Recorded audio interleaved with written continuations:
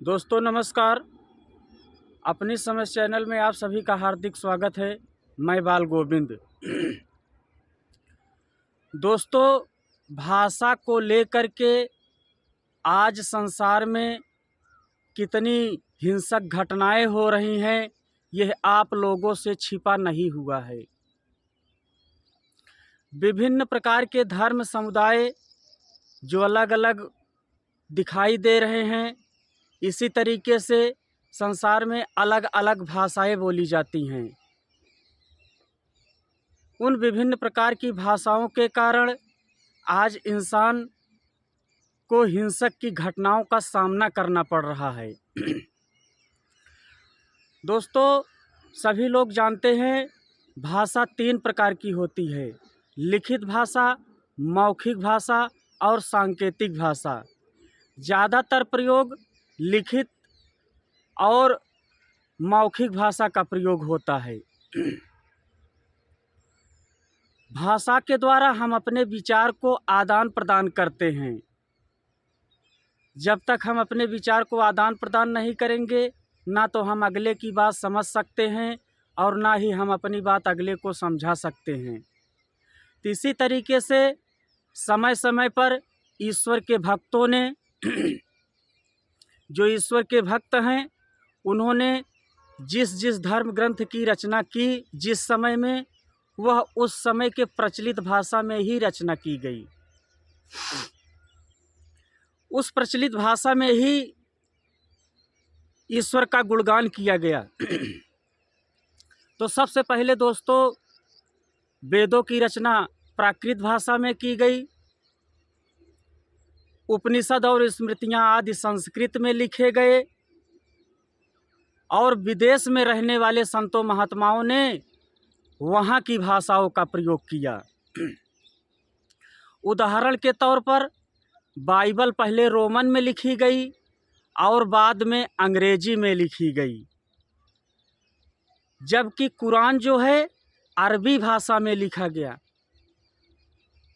कुरान अरबी भाषा में लिखी गई। सोचने वाली बात है दोस्तों कि इस्लाम धर्म, जिसको हम इस्लाम धर्म की बात करते हैं, यही इस्लाम धर्म हजरत ईसा से शुरू होता है।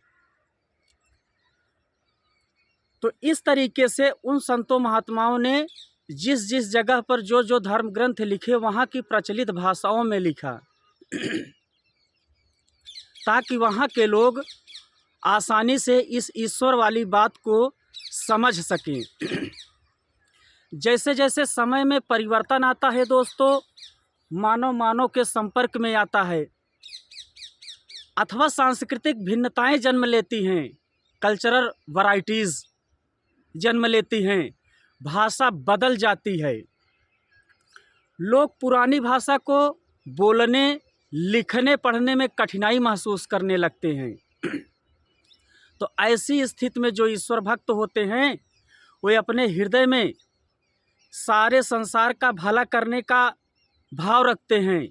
तो ईश्वर के ज्ञान अथवा सच्चाई को बताने के लिए लोगों की जनसाधारण भाषा का प्रयोग करते हैं, ताकि उन जनसाधारण भाषा के माध्यम से उन लोगों को ईश्वर वाली बात को लेकर के लाभ पहुंच सके। संस्कृत के पश्चात भारत में कुछ ऐसा समय भी आया जब लोग संसार के विभिन्न भागों से आकर के यहाँ बस गए और उसमें घुल मिल गए। उससे एक नई भाषा का जन्म हुआ। और जो नई भाषा का जन्म हुआ दोस्तों, तो इसे किसी ने किसी लिपि में लिखा, किसी ने किसी लिपि में लिखा। जब आदि ग्रंथ की रचना की गई, तब यह अपने प्रचलित भाषा में ही लिखी गई थी, लेकिन समय के साथ आज यह पुरानी भाषा हो चुकी है। तो जब कोई भाषा पुरानी हो जाती है तो लोग उसको बोलने और लिखने में कठिनाई महसूस करते हैं।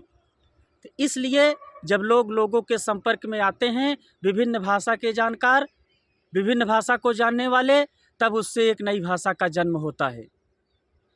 अब सवाल यह खड़ा होता है कि जो ईश्वर के भक्त थे, क्या उनको ईश्वर वाली बात बताने में लोगों को क्या यह भाषा बाधक बनती थी?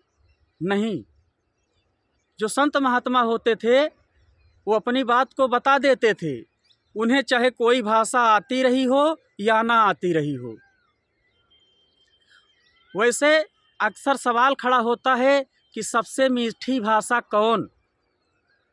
तो आप यह जान ले दोस्तों कि जो व्यक्ति जहाँ रहता है उसकी जो प्रचलित भाषा है, आप उसकी प्रचलित भाषा में ही बात करेंगे, तभी वह अपने आप को उस भाषा में मिठास महसूस होगी, उसको उसी भाषा में मिठास महसूस होगी। लेकिन संतों महात्माओं की एक ऐसी भाषा होती है जो सबसे मीठी भाषा होती है, जो सबकी समझ में आती है। वह व्यक्ति चाहे किसी भी भाषा को जानता हो या ना जानता हो।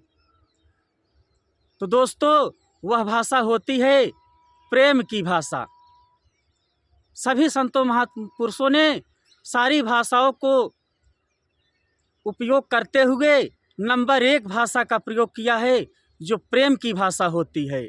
और आप सभी लोग जानते हैं कि प्रेम की भाषा कितनी अच्छी होती है, प्रेम की भाषा कितना मेलजोल बढ़ाती है, प्रेम की भाषा कितना सौहार्द उत्पन्न करती है। तो आज इसी पर हम वीडियो बना रहे हैं कि सबसे मीठी भाषा कौन, या सबसे मीठी भाषा। तो दोस्तों, अभी बहुत वीडियोस बनाने हैं। एक वीडियो बनाने के लिए काफ़ी मेहनत करनी पड़ती है।